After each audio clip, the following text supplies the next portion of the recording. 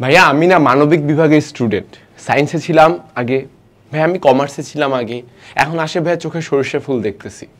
ভাই আমি না সিভিক্সের অধ্যায়গুলো মনে রাখতে পারতেছি না, আমি ইতিহাসের সালগুলা মাথায় রাখতে পারতেছি না। ভাই আমি চাহিদা সমীকরণের সংজ্ঞা ভুলে গেছি, সমীকরণের সূত্রটা ভুলে গেছি, আমি কি করব? কোনো সমস্যা নাই ভাই তোমাদের জন্য।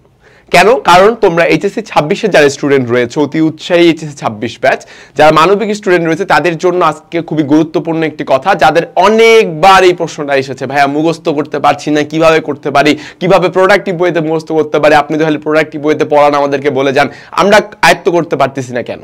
তোমাদের জন্যই আজকে কিছু আমি শর্ট টেকনিক নিয়ে এসেছি, যেগুলো ফলো করলে ইনশাল্লাহ তোমরা পারবা ভালো মতো। প্রথমেই দেখতে পাচ্ছি আমরা প্রত্যেকটা অধ্যায়ের মূল পাঠ দাগায় পড়া। আমি আবারও বলছি, প্রত্যেকটা অধ্যায়ের মূল পাঠ দাগায় পড়া। ভাই তুমি সিভিক্স পড়ো, ইকোনমিক্স পড়ো, সোশ্যাল ওয়ার্ক পড়ো, সোশ্যোলজি পড়ো, হিস্ট্রি পড়ো, যাই পড়ো না কেন, প্রত্যেকটা কিন্তু অধ্যায়ের কিছু পার্ট আছে যেগুলো থেকে আমাদের এইচএসসি বোর্ড পরীক্ষা বা তোমার কলেজের ইয়ারলি পরীক্ষায়, হাফ ইয়ারলি, সেকেন্ড ইয়ারলি পরীক্ষা যাই হোক না কেন, সেখানে প্রশ্ন এসে থাকে। অর্থাৎ ওই অধ্যায়ের ওই অংশগুলো খুবই গুরুত্বপূর্ণ, রাইট? সো ওই অংশগুলো আমাকে বেশি বেশি করে পড়তে হবে, দাগায় পড়তে হবে। কি দিয়ে দাগায় পড়তে হবে ভাইয়া? অবশ্যই কালার পেন ইউজ করে, ঠিক আছে? কালার পেন, তুমি নীল কালি, সবুজ কালি, হাইলাইটার যা ইচ্ছে তাই করো, এগুলো করে পড়তে হবে। এগুলো করে যদি তুমি পড়তে পারো একটা অধ্যায়ের পাঠ, তাহলে তোমার জন্য কিন্তু খুবই ভালো হবে এবং তুমি ভালো মতো মনে রাখতে পারবা। এবং মুখস্থ জিনিসটা কি, একদম তুমি যদি একদম ধরো যে একদম হুজুরের মতো যদি মুখস্থ করতে, তারা যেভাবে মুখস্থ করে সেইভাবে তুমি যদি বারবার মুখস্থ করো, তোমার কিন্তু গ্রুপ সাবজেক্ট কয়টা? তোমার 4টা রয়েছে, 4টা সাবজেক্ট তুমি সব মুখস্থ করে রাখতে পারবা? আদৌ সম্ভব না। হইলেও হইতে পারে, সে এক্সেপশন হইতে পারে ভাই, exception can not be an example, right? So ওইটি জিনিসটা আমি বাদ দিলাম। কিন্তু তুমি যদি বলো ভাই আমি তো অ্যাভারেজ একটা স্টুডেন্ট, আমি তো পারতেছি না, কিভাবে করব? ভাই ফলো দ্য টেকনিক, এগুলো ইউজ কর। এবং এভাবেই তোমরা যখন বারবার করে একটা জিনিসকে পড়বা দাগায় দাগায় কালার পেন দিয়ে, তখনই কিন্তু তোমাদের জন্য বিষয়টা ইজি হবে, easy to memorise. Okay, so দেখো পরবর্তীতে কি বলা হচ্ছে, গুরুত্বপূর্ণ অংশ বারবার পড়া। মাত্র তোমাদেরকে যেটা বললাম, যেমন ফার্স্টে আমি যে তোমাদেরকে বলি যে সিভিক্স ফার্স্ট পেপারের একটা অধ্যায় আছে কি, যে আইন, নাগরিকতা আইন নিয়ে, নাগরিকতা আইন ও সাম্য, এই বিষয়টা এই অধ্যায়ের আইনের কয়টা বিভাগ, ঠিক আছে, বা আমাদের দেশের কয়টা বিভাগ, তারপরে আইন কত ভাগে ভাগ করা হচ্ছে, কত প্রকারের আইন আছে, তারপরে সামাজিক আইন বা নৈতিক আইন, ঠিক আছে, এগুলা কাকে বলা হচ্ছে, আইন কাকে বলা হচ্ছে, আইনের উৎস কয়টা, এই অংশগুলো তুমি যদি বারবার করে দাগায় দাগায় পড়ো, এগুলো কিন্তু তোমার একই সাথে সৃজনশীলও লাগবে, আবার পাশাপাশি তোমার এমসিকিউর জন্য কিন্তু খুব ইম্পর্টেন্ট হবে। তো তোমার এই গুরুত্বপূর্ণ অংশগুলো কিন্তু তোমার জন্য খুবই কাজে লাগতেছে। তাই তুমি এখানে বারবার যদি তুমি হীনমনতায় ভোগো বা তুমি বিভ্রান্তিতে ভোগো যে ভাই আমি আসছি সায়েন্স থেকে, আমি পারতেছি না, ভাই কোনো সমস্যা নেই, এইভাবে ফলো করো, ভালো কিছু একটা হবে। এবং সবচাইতে ইম্পর্টেন্ট, আমি যেটা আমার পার্সোনাল স্টুডেন্ট লাইফে করেছিলাম যখন আমি ইন্টারমিডিয়েটে পড়তাম, সেটা হলো শর্ট নোটস করা, ঠিক আছে? আমি শর্টস কিছু নোট করতাম প্রত্যেকটা সাবজেক্টের জন্য। আমি I use to keep another different খাতা, different নোটবুক। ওকে, সো আমি আলাদা আলাদা খাতা রাখার চেষ্টা করতাম। কি জন্য? প্রত্যেকটা আমার সাবজেক্ট ছিল তো ইকোনমিক্স, সোশ্যাল ওয়ার্ক, লজিক আর হচ্ছে সিভিক্স। সো আমি 4টার জন্য আলাদা আলাদা রাখতাম। এবং শুধু তাই নয়, আমি ইকোনমিক্সের জন্য 2টা রাখতাম, একটা হচ্ছে আমার থিওরির জন্য, আরেকটা হচ্ছে আমার যে গ্রাফ চিত্রগুলো রয়েছে সেগুলো আঁকার জন্য। ওকে, সো আমার কলেজে আমাকে কিন্তু এভাবে গাইড করেছে, এভাবে কিন্তু আমাকে তৈরি করছে। এবং সেই জিনিসটাই তোমাদেরকে আজকে আমি বলতেছি যে ধরো আমি ইকোনমিক্স লিখছি, চাহিদা সমীকরণ কাকে বলতেছে আমি লিখে দিলাম, চাহিদা সমীকরণের সংজ্ঞাটাও আমি লিখলাম, পরবর্তী ভারসাম্য কাকে বলে, যোগান কাকে বলে, এগুলোর আমি সূত্রগুলো লিখতেছি, ঠিক আছে? তো এই যে এভাবে করে আমি যখন শর্ট নোট করতেছি বা আমি বইয়ের পাশেও লিখে রাখতাম, তখন আমার কি হইতো, তখন আমার যে সুবিধাটা হইতো, পরবর্তীতে আমি যখন বারবার রিভিশন দিতাম, ঠিক আছে, ধারাবাহিকভাবে এটা করার পরে ধারাবাহিকভাবে যখন আমি প্রত্যেকটা চ্যাপ্টারকে রিভিশন দিতাম পরীক্ষার আগে অবশ্যই, তখন আমি কি করতাম, যেমন আমার যুক্তিবিদ্যা ছিল, আমি যুক্তিবিদ্যা প্রথম পত্রের 5 অধ্যায়টা বের করেছি, অনুমানটা বের করে আমি আর পৃষ্ঠা উল্টাইতাম না ভাই, একদম সত্যি কথা বলতেছি ভাই। সেটা হচ্ছে যে অনুমানটা বের করে আমি জাস্ট নিজে নিজে বলতাম যে হ্যাঁ এই অধ্যায়টার নাম অনুমান, অনুমান একে বলে, অনুমান এই অধ্যায়ে এগুলা আছে, অনুমান এত প্রকার, আবার অনুমানের বৈশিষ্ট্য রয়েছে, বাস চ্যাপ্টার ক্লোজ, শেষ।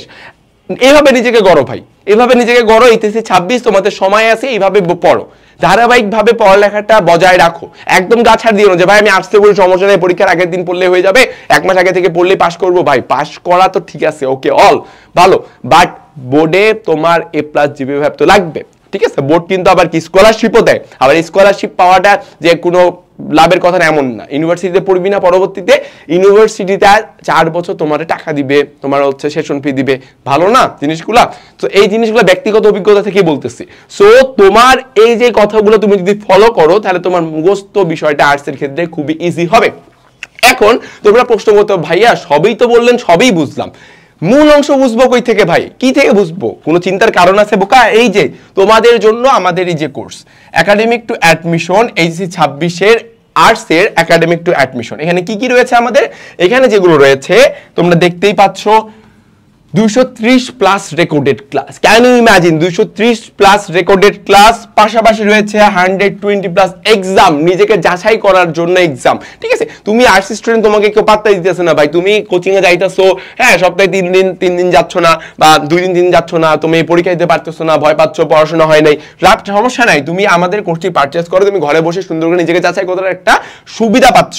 পরবর্তীতে লেকচার শিট প্লাস সাজেশন, এই যে তুমি কিভাবে পড়ালেখা করবা, মুখস্থ করবা, তোমার একটা প্রপার গাইডলাইন। এবং তোমরা অবশ্যই একটা জিনিস জানো যে অনেক স্টুডেন্টই কিন্তু প্রপার গাইডলাইনের অভাবে কিন্তু অনেক জায়গা থেকে ঝরে পড়ে। পোটেনশিয়ালিটি প্রচুর থাকে একটা স্টুডেন্টের, যেটা আমি ভালো করবো, বা একটা স্টুডেন্ট ব্রাইট হইতে পারে, উজ্জ্বল ভবিষ্যৎ হতে পারে, কিন্তু তার ভালো দিক নির্দেশনা না পাওয়ার কারণে সে কিন্তু ঝরে যায়। ঠিক আছে, সো এই যে লেকচার শিট, সাজেশন, এগুলো কিন্তু ইম্পর্টেন্ট। এবং সবচাইতে তোমাদের জন্য এটা আকর্ষণীয় যে বিষয়টি এখানে রয়েছে সেটি হইলো আমাদের দাগানো বই। ঠিক আছে, সর্বোচ্চ কমন উপযোগী দাগানো বই, অর্থাৎ তোমাদের জন্য আমাদের যে টিচারগুলো রয়েছে এবং বিভিন্ন ভালো ভালো কলেজ থেকে, আমি নিজে নরডেম কলেজে ছিলাম, রাজুক, নরডেম, ঠিক আছে, আরো অনেক ভালো ভালো কলেজ থেকে টিচাররা, তারা তোমাদের জন্য প্রত্যেকটা বইয়ের প্রত্যেকটা চ্যাপ্টারের পৃষ্ঠা বুঝে শুনে সময় নিয়ে তারা দাগাচ্ছেন ইম্পর্টেন্ট লাইনগুলো শুধু তোমাদের জন্য। যেইখানে তোমরা পিডিএফ আকারে দাগানো বই পাচ্ছ, একদম রেডিমেড বা একদম রেডিমেড স্পুন ফিডিং যেটাকে বলা হচ্ছে। ওকে, সো তোমরা যারা বিভ্রান্তে ভুগতেছো, ভোগান্তিতে ভুগতেছো, ভাই কি করবো, কেমনে মুখস্থ করবো, আর্টসের হ্যান ত্যান এই সেই, তোমরা জাস্ট এই কোর্সটা পারচেজ করো। এবং তোমরা কোর্সটা পারচেজ করার মাধ্যমে শুধুমাত্র এইচএসসি লাইফ না ভাই, একাডেমিক টু অ্যাডমিশন, একদম from you're the first day of your college life to the till the last day of your admission period. Okay, so তোমার একদম অ্যাডমিশন সময় পর্যন্ত তোমাকে আমরা সহায়তা দিয়ে যাবো ইনশাল্লাহ, এবং আমাদের কাছে তোমাদের সকল প্রকার সমস্যার সমাধান ইনশাল্লাহ পাবা। পড়ালেখা রিলেটেড, ব্যক্তিগত জীবন রিলেটেড, যাই বলো না কেন সবই পাবা, সমস্যা নাই। কিন্তু তোমাদের এই যে মুখস্থ কিভাবে করবো, আশা করি এই প্রশ্নটার উত্তর তোমরা আজকে পেলা। এবং যারা এই কোর্সে এখন অ্যাড করনি, কোর্সে তোমরা যাও, ডেমো ক্লাস আছে, ডেমো ক্লাস দেখে অবশ্যই ইনশাল্লাহ তোমাদের ভালো লাগবে এবং কোর্সটি পারচেস করেন অবশ্যই। আর আর্টসে কিভাবে ভালো করতে হয় দেখাই দাও সবাইকে।